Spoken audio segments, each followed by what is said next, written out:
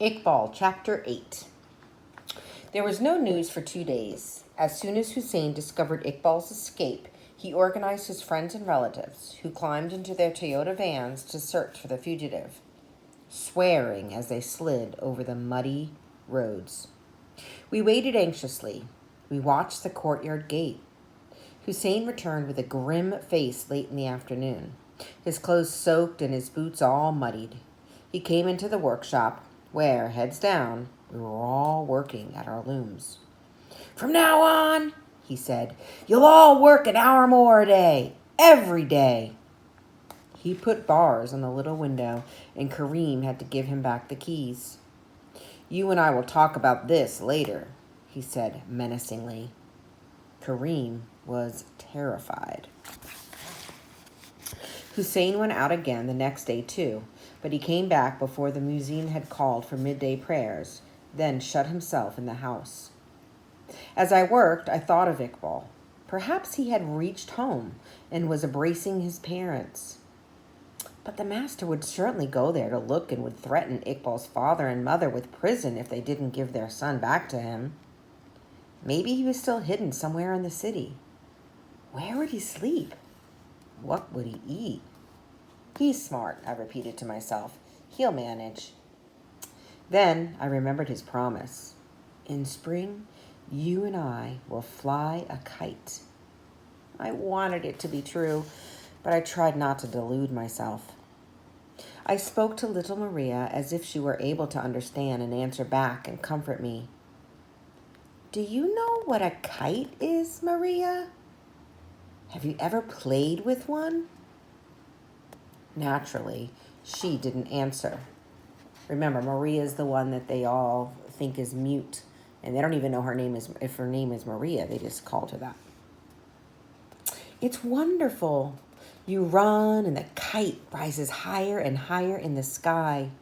Sometimes it even touches the clouds, and it soars and veers with the wind. You have to be very careful, though. If you let go of the string, you lose the kite, and after a while, it floats away. It happened to me when I was too young and inexperienced. I was really sorry, and I cried for my lost kite. But at the moment, watching it fly higher and higher until it was swallowed up by the sky, it wasn't so awful," I thought. "Who knows where it's going?" So I asked this question before. What do you think the kite symbolizes? A kite flying off in the sky, and then all of a sudden she let go. Think about that. The morning of the third day, we had just started working at our looms when a neighbor came running in. He and the master moved outside the doorway, and the neighbor spoke very fast, gesturing with his hands. He looked scared. Hussein and the mistress came into the workshop and told us to leave everything as it was. Then they pushed us across the courtyard, crying, "Quickly, quickly!" They pulled open the rusty iron door to the tomb and made us bunch up on the steps. "Stay there," ordered Hussein. "No one dare make a sound." Someone was knocking on the big outside door. I was trapped halfway down the stairs. "What's going on?" I asked the child in front of me. "I can't see very well," someone whispered. "But the master has gone to open... there's some people. It looks like a policeman. There are 2 policemen, and Iqbal's with them."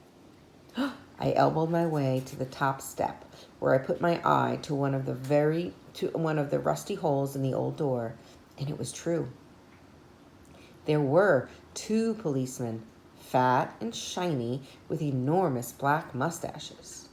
Listen to how the author describes the policeman, okay? Because this is important. This is created. This is this part of the story is made up.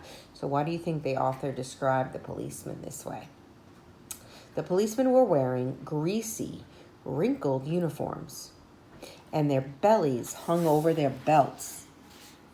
But they were policemen. Iqbal stood between them. Hussein acted humble, bowing his head slightly and rubbing his hands together. Next to him, the mistress twisted and tortured a corner of her apron. Kind of sounds like she's nervous the way that she's acting. I saw Iqbal raise his hand and point toward the workshop. The policeman walked slowly and calmly across the courtyard, skirting the puddles. When they reached the door, they looked in, then talked to each other and asked Hussein something. Keeping his respectful attitude, he began to speak very fast, turning every now and then to ask the mistress to confirm what he was saying. "What's happening?" someone from behind asked. "I don't know. I can't hear what they're saying," I answered. "But I think Iqbal has accused the master." "Accused him? You mean that now they'll put him in prison?" "Quiet!" Hussein became very animated, making broad gestures with his hands. The policeman looked bored. One of them took a look at an old-fashioned pocket watch. Hussein took Iqbal's hand and pulled, while Iqbal resisted, digging in his feet. Hussein gave his hair a rough caress, said something more to the policeman, handed Iqbal over to his wife, and gestured to her to take him into the house. "No!" shouted Iqbal. "No!" And then he said something more that was lost in a clap of thunder. "What's happening?" The children behind me were asking. "What's happening, Fatima?" "I don't know. They've given Iqbal back to Hussein." "You mean they're not going to arrest him?" I could see Iqbal yelling and squirming as he tried to free himself from the mistress's grip until they disappeared into the house. It began to pour. The policemen were in a hurry. Behind me, everyone was talking, but I hardly heard them. I couldn't believe my eyes. Listen to this. Hussein stuck his hand into the wide band he wore around his waist and brought out a big wad of banknotes. Banknotes is another word for money, and a big wad is like a big bunch. He counted out a small pile and gave it to the first policeman. Then he counted out another small pile and gave it to the second. They both nodded, satisfied. Then they pulled at their mustaches, put the money in their pockets, and went away in the rain. What just happened there? Do you think that's believable? Do you think that would have happened or could have happened? Does that happen in real life? Down on the steps to the tomb, we were all silent. Inside the house, Iqbal kept yelling, but it was no use. The mistress came to send us back to work. We didn't see Iqbal leave the house, but we heard all too well the bang of the grate of the tomb as it closed over him. The never-ending nightmare of our lives resumed. We did all the ordinary things, but almost without realizing it. Wake up, go to the bathroom. My little window was closed forever, but I did feel like jumping. I didn't feel like jumping anymore anyhow. What does that show? I think it shows that she's kind of lost her hope. That she no longer, she feels really depressed. I would eat breakfast, work until it was time to go to bed. I cried thinking of Iqbal locked down in the tomb. I'd fall into a heavy sleep, then wake up suddenly to find that nothing was changed. Rainwater was dripping through the holes in the roof. I was still a prisoner. Iqbal was still down in the tomb, and this time we couldn't get out to help him. I was afraid he would die. Hussein Khan wasn't there. A few hours after the policeman came, he had left on a business trip. He had called Kareem in front of all of us and said, "When I get back, I'll measure everybody's work. Remember, you're the only one responsible for what they will have done." Yes, master, Kareem obeyed. And as for that one down there, yes, Leave him there. Yes, master. Kareem was terrified, and he didn't give us a minute's rest, a single minute's distraction. You want to ruin me, he repeated, but I won't let you. Get back to work. Work! I lost track of the time. How many days had passed? 4, 5, 6? Iqbal was still down there. I know he'll die. At night, we stopped meeting. Nobody even wanted to. What good was it? Before Iqbal's arrival, I had been resigned to my life. I couldn't even imagine a different one. Iqbal had sown the seeds of hope in all of us. Now, the disappointment was too strong. He wouldn't be able to lead us anymore, and none of us had enough courage to rebel against Hussein. Do you think that's true? Do you think anybody left has the courage to rebel? Would you have the courage to rebel? He'll die, I thought, and I'll be more alone than ever. Hussein Khan came back on a Friday, the holy day of rest for everyone. Everyone except us. He changed his clothes, greeted the neighbors who had come over to ask how his trip and his business had gone, then briefly took a look in at the workshop. He had told Kareem sternly that after lunch he would be measuring the work we had done. Then he went off to eat. We weren't even allowed our usual break. You have to go on with your work, Kareem shouted. He was all sweaty and upset. Otherwise, the master will blame me. I worked and tried not to pay attention to my hunger. The pungent aroma of spicy mutton wafted over from the master's house. I had eaten it 2 or 3 times in my life. Back in my village, the women prepared it for special occasions like Chati Eid. It had to burn your tongue and throat. Otherwise, the men didn't appreciate it. The meat was fatty and tasty. Mutton is a type of sheep meat. In the United States, we really don't eat it much. Work! And perhaps they even had sweets, fritters with fresh, soft cheese, rolled in sugar, and cinnamon. Work! I was hungry. I was tired. I was desperate. The master entered, picking at his teeth with a toothpick. He stopped our work and stood beside our looms. Hussein Khan rubbed his back, took out his tape measure and a piece of paper where he had written the length of our work before he left, and very calmly began his calculations. Then he took the slate and made his decisions. 3 marks gone, 4 marks gone, or no mark because the work hadn't been done well. Nobody dared complain. The master continued his counting while Kareem followed at his heels like a dog hoping for a bone. After the decision, we all bowed our heads in submission. Salman, only 1 mark erased. Ali, it's a mess, not even 1. And little Ali could hardly hold back his tears. Mohammed, 3 marks, and he whistled with relief. Hussein was at the back of the room. Now, Maria.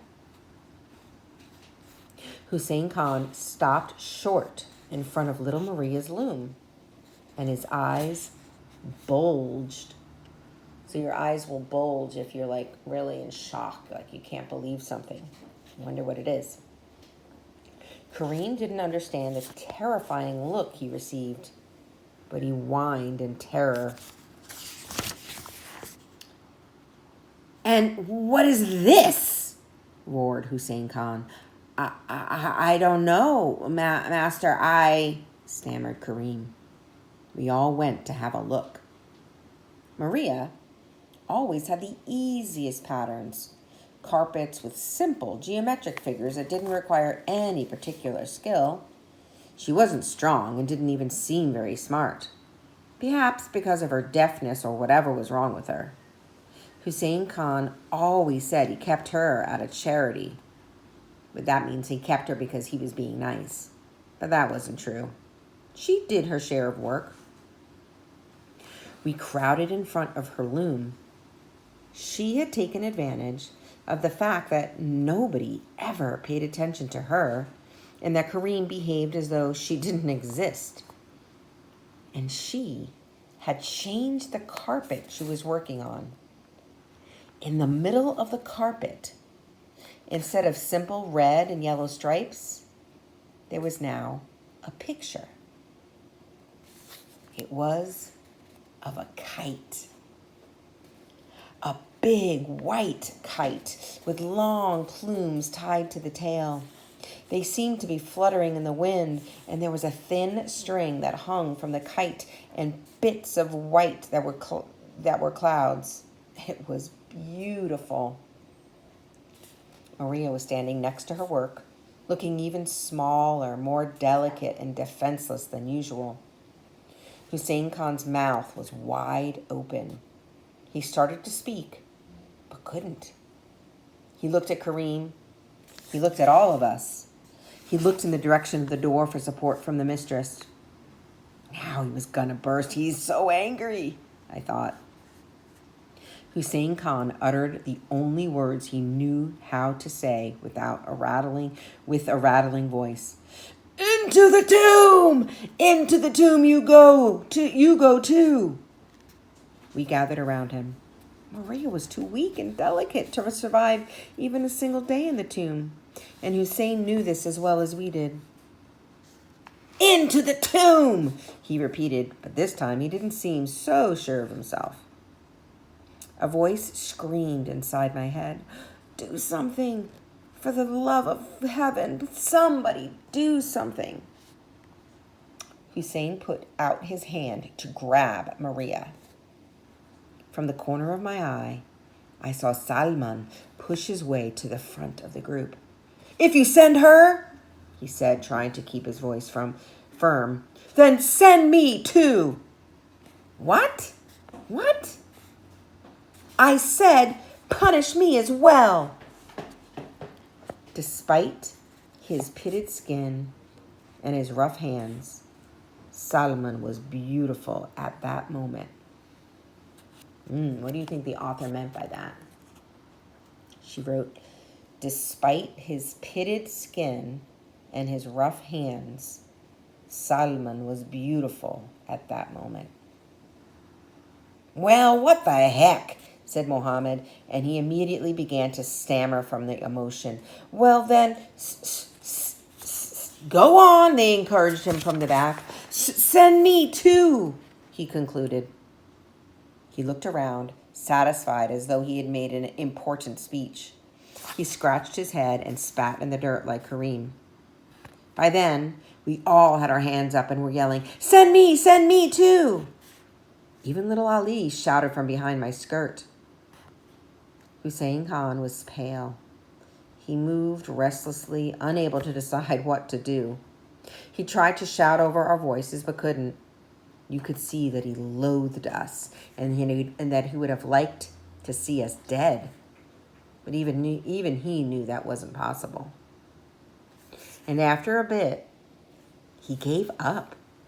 We couldn't believe our eyes. Muttering various threats, Hussein Khan retreated. Kareem slipped away with him. Iqbal was back with us an hour later, after 6 days in the tomb. He was exhausted, pale and starving, but he was still alive.